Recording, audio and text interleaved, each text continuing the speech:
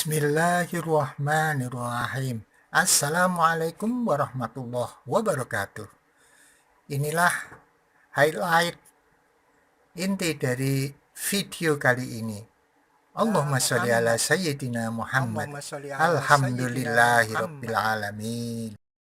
Bismillahirrahmanirrahim. Assalamualaikum warahmatullahi wabarakatuh. Bersyukur kepada Allah yang telah memberikan banyak kenikmatan kepada kita, terutama nikmat sempat dan nikmat sehat, sehingga kita bisa bertemu walaupun lewat dunia maya.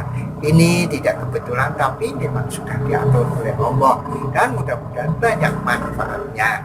Salat dan salam mari selalu kita sanjungkan kepada Rasulullah SAW dengan mengucap Allahumma sholli ala sayyidina Muhammad wa ala ali sayyidina Muhammad. Dengan sholawat tersebut mudah-mudahan kelak di yaumil akhir nanti kita mendapatkan syafaat dari Allah melalui Rasulullah SAW, dan kita bisa dimasukkan ke surganya Allah bersama-sama Rasulullah SAW.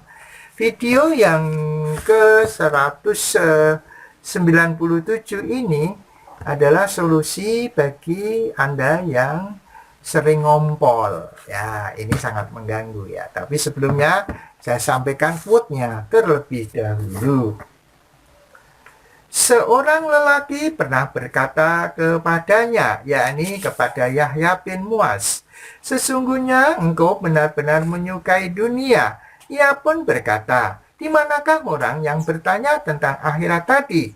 Yang diseru menjawab, "Inilah aku." Yahya bertanya, "Hai orang yang bertanya tentang akhirat, ceritakanlah kepadaku apakah akhirat itu diraih dengan ketaatan atau dengan kedurhakaan?" Ia menjawab, Tentu saja dengan ketaatan." Yahya bertanya, "Maka ceritakanlah kepadaku tentang ketaatan. Apakah ia dilakukan saat masih hidup ataukah sesudah mati?" Ia menjawab, "Sudah barang tentu saat masih hidup." Yahya bertanya, "Ceritakanlah kepadaku tentang hidup. Apakah ia dipelihara dengan makanan pokok atau dengan yang lainnya?" Ia menjawab, "Sudah barang tentu dengan makanan pokok." Yahya bertanya lagi, "Maka ceritakanlah kepadaku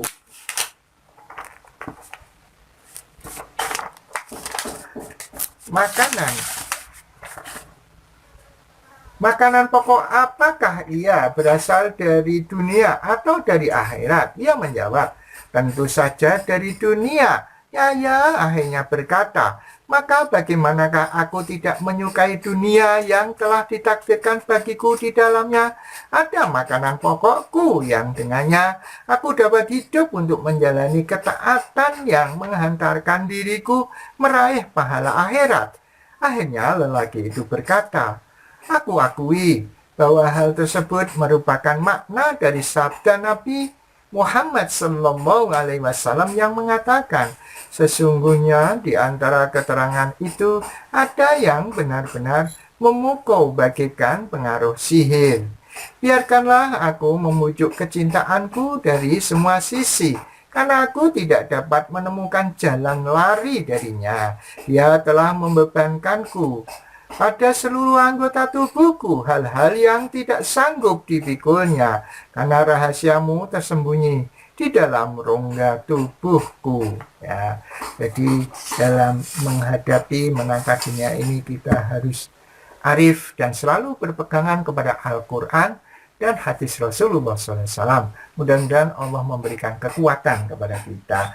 Baiklah, video yang ke 197 ini adalah solusi bagi Anda yang sering ngompol. Ngompol ini adalah satu kejadian yang memalukan bila kita berkumpul dengan orang lain. Tapi kalau kita kebiasaan di rumah orang sudah tahu, ya nggak masalah. Tapi ketika Anda nanti berumrah atau berhaji, maka Anda perlu diadakan pengobatannya terlebih dahulu. Ada obat herbal yang bisa sampaikan. Obat untuk ngompol ramuannya adalah biji jamblang 7 butir. Cara membuatnya: giling 7 butir Biji jamblang tadi sampai halus, lalu rebus dalam 2 cangkir air bersama gula jawa, sampai air rebusan tinggal setengahnya. Minumlah ramuan jamblang ini pada anak yang suka ngompol setiap sore sampai sembuh. Jamblang itu kalau di tempat saya itu namanya duet ya. Buahnya itu seperti tinta ya, jadi biru tua seperti itu. Tetapi ini hanya ramuan ya, herbal. Silakan Anda menghubungi dokter Anda ataupun Anda ke puskesmas atau ke rumah sakit. Silakan Anda konsultasikan kepada dokter yang ahli. Kenapa Anda seperti itu? 1 bulan sebelum Anda berangkat, Anda periksa, mengunjungi dokter Anda, kemudian kurang 1 pekan atau seminggu, Anda periksakan lagi. Mudah-mudahan sudah ada solusi. Dan ketahuilah bahwa semua kesembuhan datangnya dari Allah. Maka nanti kalau Anda sudah sampai di Tanah Haram, jangan lupa berdoa di tempat-tempat yang mustajabah seperti di Ka'bah, di Jir Ismail, di pintu Multazam, kemudian di mana makom Ibrahim seperti itu misalkan, dan tempat mustajab lainnya. Kemudian kalau ada ketemu air zam-zam, silahkan diminum dan berdoa sebelum meminumnya. Mudah-mudahan ada solusi dan bermanfaat apa yang saya sampaikan ini. Baik, sebelum saya tutup, saya sampaikan sebuah pantun terlebih dahulu.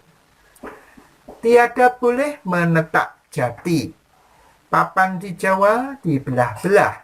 Tiada boleh sekehendak hati, kita di bawah perintah Allah Subhanahu wa Ta'ala. Jadi kita harus sadar seperti itu. Baik, mudah-mudahan bermanfaat. Kalau ada yang baik datangnya dari Allah, kalau yang tidak baik datang dari kebodohan saya. Jangan dipakai dan saya mohon maaf sebesar-besarnya. Subhanakallahumma wa bihamdika asyhadu an la ilaha illa anta astaghfiruka wa atubu ilaik. Assalamualaikum warahmatullahi wabarakatuh.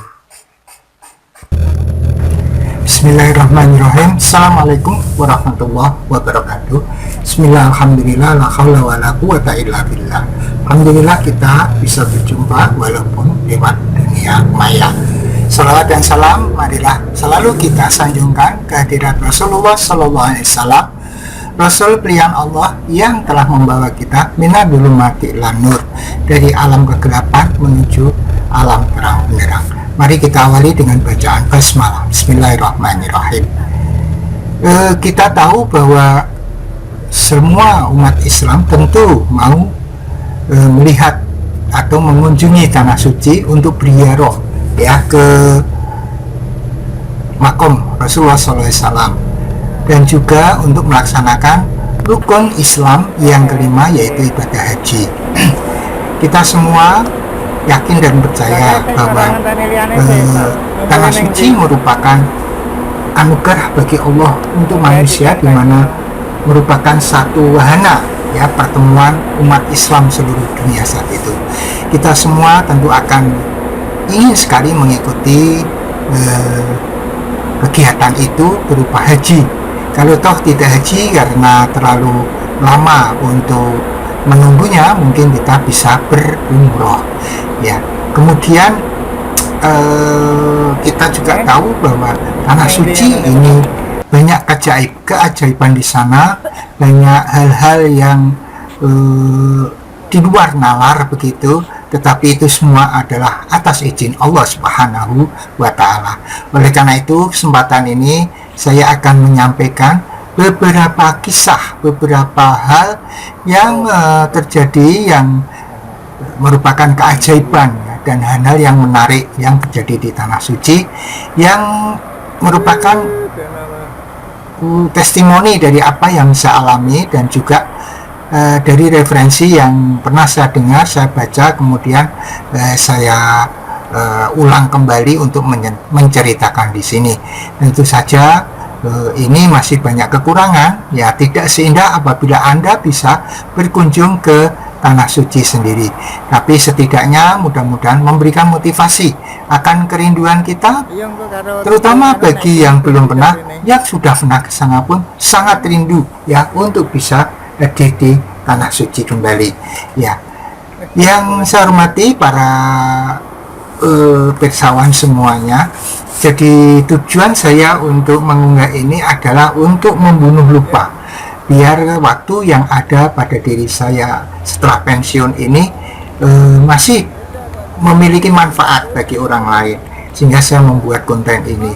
Kemudian saya juga ingin memiliki satu jejak digital yang mudah-mudahan nanti setelah saya meninggal bisa diputar kembali dan bisa bermanfaat bagi orang lain. Yang ketiga, saya bertujuan untuk meningkatkan keimanan untuk saudara-saudara semua, juga untuk diri saya sepanjang masih hidup ini. Mudah-mudahan iman kita tetap meningkat ya, sebagaimana Allah berfirman, a'udzubillahi minasyaitonirrajim, bismillahirrahmanirrahim, ya ayyuhalladzina amanu taqullaha haqqa tuqatih wa la tamutunna illa wa antum muslimun. Ya ayyuhalladzina amanu, wahai orang-orang yang beriman, ittaqillah, mari kita tingkatkan ketakwaan kita kepada Allah. Wala tamutunna illa wa antum muslimun, jangan sampai kita meninggal selain memeluk agama Islam. Kita pertahankan keimanan kita, kita pertahankan keislaman kita, tidak hanya untuk diri kita, sampai anak cucu kita. Kemudian saya pesankan kepada anak cucu saya, kepada saudara-saudara sekalian, tegakkan sholat, tegakkan sholat, tegakkan sholat, sebagaimana Rasulullah berfirman, sabda Rasulullah Sallallahu Alaihi Wasallam, as-sholatu imaduddin, faman aqomaha faqad aqomaddin, wa man tarakaha faqad hadamaddin. Sholat itu tiang agama, siapa yang menegakkan agama dia menegakkan sholat, atau ya menegakkan sholat maka dia menegakkan agama. Jadi barang siapa yang meninggalkan sholat maka dia adalah merobohkan agama. Kemudian disclaimernya, bahwa unggahan ini, di dalam unggahan ini mungkin ada kesamaan ide, kesamaan pandang, kesamaan pendapat, kesamaan nama, kesamaan tempat, mungkin itu adalah kebetulan, dan manakala itu mengganggu Anda, saya mohon maaf sebesar-besarnya. Kemudian saya tegaskan bahwa saya bukanlah seorang kiai, bukan seorang ahli agama, saya manusia biasa yang masih harus belajar. Maka kalau terdapat kesalahan, saya mohon maaf sebesar-besarnya.